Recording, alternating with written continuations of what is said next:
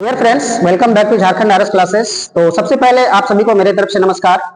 और आज हम इस वीडियो के माध्यम से आप लोगों को बताएंगे, मुख्य रूप से दो बातों पे चर्चा करेंगे। एक हमारा होगा जेएसएससी मामले को लेकर, और एक हमारा होगा अपकमिंग वैकेंसी, जैसे अभी सुर्खियों में है झारखंड दरोगा के बारे में हम लोग आज समझेंगे, जानेंगे आखिर क्या संभावनाएं बनती है वैकेंसी को लेकर। ठीक है, तो आइए हम सबसे पहले बात करेंगे जेएसएससी झारखंड यानी जेएसएससी सीजीएल के मामले में बात करेंगे, और एक तरफ हम बात करेंगे वैकेंसी जो अपकमिंग वैकेंसी है, नए वैकेंसी जो आने वाले हैं उसके बारे में हम लोग बात करेंगे। सबसे पहले चर्चा करते हैं हम जेएसएससी को लेकर। तो जैसा कि ये चीजें छिपी नहीं है, चाहे वो प्रिंट मीडिया के माध्यम से हो, सोशल मीडिया के माध्यम से हो, न्यूज चैनल के माध्यम से हो, आए दिनों जेएसएससी बहुत ज्यादा सुर्खियां बटोर रही है। ठीक है, तो और तरह तरह के जो सुर्खियों में जो आ रही है बातें निकल करके, जैसे फिलहाल देखिए कल के दिनों में डीजीपी महोदय का कुछ बयान आया, तो उससे काफी आहत है। जो लड़के नॉन सिलेक्टेड है, खास करके उनके लिए जो रद्द यानी करवाने के लिए प्रोटेस्ट कर रहे हैं, जो लगे हुए हैं, उनके लिए आहत करने वाली न्यूज थी। हालांकि आपको घबराना नहीं है, ठीक है, घबराना नहीं है। और एक तरफ खुशी बनती है, खुशी, थोड़ी सी खुशी आती है उन लोगों के लिए जो सिलेक्टेड स्टूडेंट है, उनके लिए कहीं ना कहीं, है ना, सिलेक्टेड स्टूडेंट के लिए कहीं ना कहीं खुशियां हैं थोड़ी सी।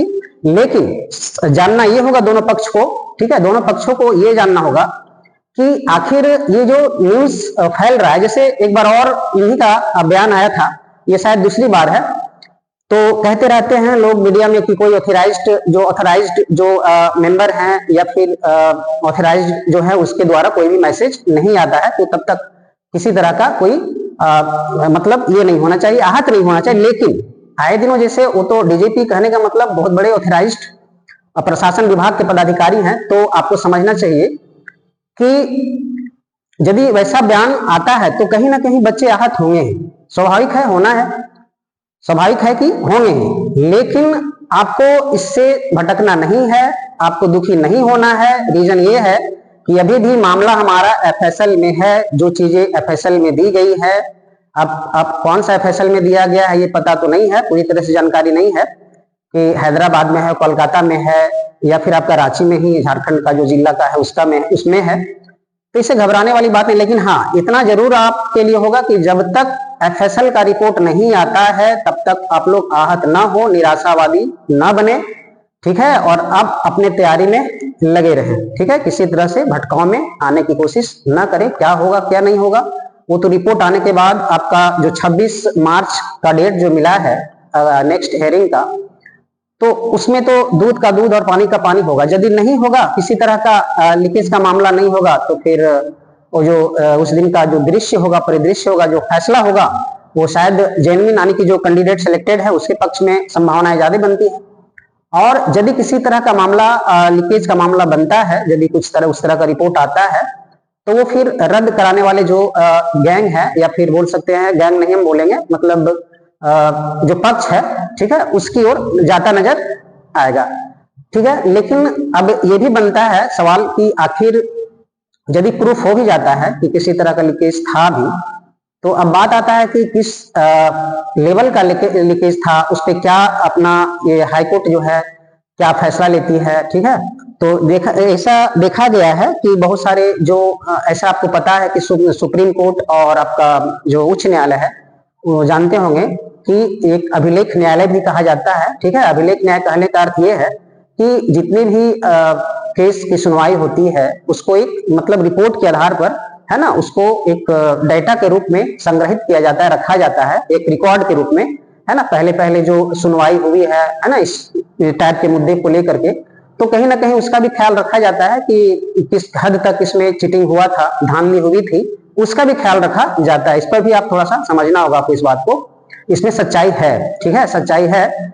और जहां तक लीकेज का मामला है, तो हमें नहीं लगता है, हम अपना व्यू दे रहे हैं कि मास लेवल का लीकेज इसमें देखने को नहीं मिल रहा है। ठीक है, मास लेवल का कहने का अर्थ है कि बहुत ज्यादा नहीं है, कुछ लोगों तक सीमित रह गया यदि होगा, है ना, ये मामला यदि कुछ लोगों तक होगा, तो फिर नहीं लगता है कि ये रद्द की ओर जाएगा। हाँ, उसका कुछ निराकरण किया जाएगा।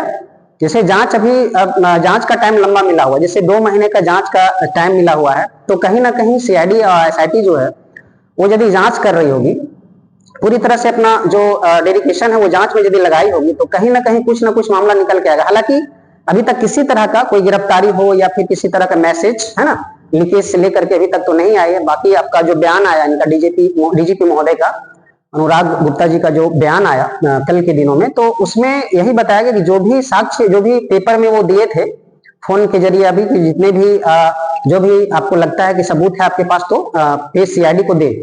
तो हालांकि वो चीजें मिली तो 48-52 के लगभग जो है वो साक्ष्य दिए गए थे, लेकिन उन पे बयान दिया गया कल कि नहीं सो इसमें किसी तरह का लीकेज, पेपर लीकेज के मामला नहीं बन पाता है, यानी कि कोई साक्ष्य जो दिया गया है वो प्रूफ नहीं कर पाता है कि कहीं ना कहीं पेपर लीकेज हुआ है। तो ये बातें तो सही है, इसमें कोई दो राय की बात नहीं है। लेकिन जब एफएसएल की जांच आएगी, एफएसएल की जो जांच चल रही है उसके आने के बाद शायद सुप्रीम कोर्ट में 26 मार्च का दृश्य जो होगा और जो स्थिति होगी कुछ अलग देखने को जरूर मिलेगा। ये उम्मीद करता हूं कि 26 मार्च के दिन फैसला 90% चाहे इधर हो या उधर हो लेकिन होगा ही, ठीक है। अगले हेयरिंग का उम्मीद कम है, शायद मिल जाए, इसमें भी नहीं कहा जा सकता है, कुछ और केस बनता है तो मिल सकता है मे भी।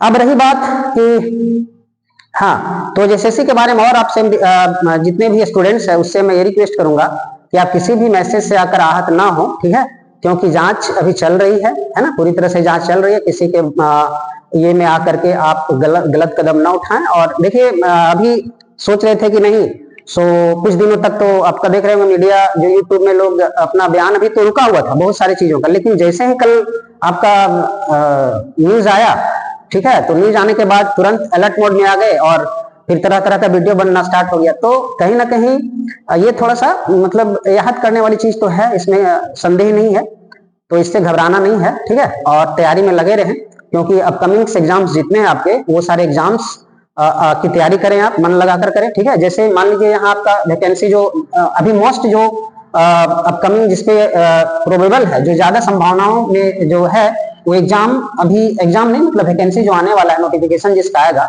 वो है झारखंड दरोगा का, ठीक है, झारखंड दारोगा का वैकेंसी अभी पूरा ये मतलब कह सकते हैं कि इसका नोटिफिकेशन आने की पूरी उम्मीद है, जहां तक हम लोगों को पता है सोर्सों के माध्यम से, तो आने का पूरा उम्मीद है।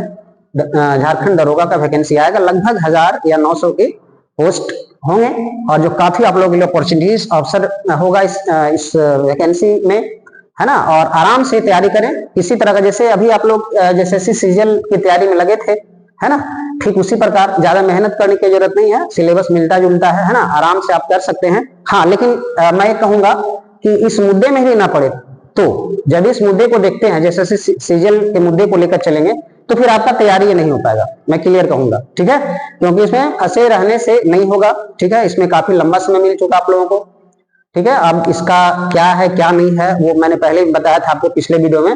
इसका भविष्य फिलहाल तो हम कहेंगे कि डार्क में है, ठीक है, इसका भविष्य डार्क में है और आप इस डार्क से निकलें और इसमें आ जाएं, ठीक है। जितने भी एग्जाम्स जो आने वाले हैं नोटिफिकेशन, अभी तो देखिए ऐसा कुछ तो आया नहीं है, लेकिन हाँ इतना जरूर है कि वैकेंसीज आएंगे, ठीक है, और मोस्ट जो प्रोबेबल है वो झारखंड दरोगा का वैकेंसी है, वो आएगा ही, ठीक है। तो कोशिश आप ये करें कि किसी भी तरह से न्यूज चैनल या किसी भी ये दूर रहें, आप बिल्कुल दूर रहें। 26 मार्च का इंतजार करें, ठीक है, बस 26 मार्च के दिन, बाकी आपको इंतजार करने की ज्यादा ये 2 महीने जो टाइम मिला है उसमें आप पूरा खपाए नहीं टाइम, ठीक है, कभी खपाए नहीं। हाँ, एक बहुत मैंने एक शेयर करेंगे आप लोगों के साथ जो जेएसएससी रिलेटेड है। एक लड़के ने कहा हमें फोन करके, सर आज जेएसएससी को लेकर मुझे सपना आया, ठीक है, ये बहुत इंटरेस्टिंग और क्या बोले हंसी भी लग रहा था, थोड़ा दुख भी लग रहा था उस पर। सपना में क्या बोला कि सर जेएसएससी जो एग्जाम्स है वो रद्द हो गया। मैंने कहा कि ठीक है, अच्छी बात है, रद्द हो गया तो अब ये देखिए, मैंने उसे कहा कि अब बताइए कि जेएसएससी जो है वो अब सपनों में लोगों को आने लगा है, सपनों में भी जेएसएससी नहीं छोड़ रहा है। बताइए कि ये कितना खतरनाक स्थिति पैदा कर दिया है जेएसएससी कि लोगों के सपने में, स्टूडेंट के सपने में आने लगा है। तो ये थोड़ा सा लगा हमको कि अरे बाप, ये तो बहुत खतरनाक बात है और इससे उभर नहीं पा रहे हैं। 10 साल का जो इसमें टाइम पीरियड लगा है, इससे लोग काफी आहत है और काफी क्या कहा जा सकता है। अब बताइए, इस तरह का न्यूज, इस तरह का जो मैसेज आता है लोगों के द्वारा सुना जाता है, काफी दुख भरा होता है। ठीक है, तो आप इस चीजों से निकले, ये सपना नहीं था, एक कह सकते हैं कि बहुत ही भयावह स्थिति है। ठीक है, बहुत ही भयावह स्थिति है कि लोगों में इस तरह से घर कर गया है कि निकालना मुश्किल हो रहा है, निकालना मुश्किल, उबर नहीं पा रहे हैं। ठीक है, तो मेरे तरफ से यही रिक्वेस्ट होगा कि आप इन चीजों से बाहर आए। ठीक है, पूरी तरह से बाहर आ जाए। ठीक है, और किसी तरह आप इस वैकेंसीज में लगे जो आने वाले हैं, यही आपके लिए फ्रूटफुल होने वाला है। ये कभी, अब रिजल्ट क्या होता है क्या नहीं होता है छोड़ दीजिए, खास करके जो सिलेक्टेड है और जो नॉन सिलेक्टेड है, मैं दोनों के लिए ऐसा कहूंगा। ठीक है, दोनों के लिए बातें बनती है। ठीक है, मेरे तरफ से ये रिक्वेस्ट होगा फिर से एक बार। ठीक है, तो आप पूरी मेहनत के साथ, ईमानदारी के साथ काम करें इस पे। ठीक है, फिलहाल इन चीजों को भूल जाए, है ना। तो ये बार बार मैंने पिछले वीडियो में भी रिक्वेस्ट है मेरे तरफ से। ठीक है, तब तक के लिए धन्यवाद, गुड नाइट।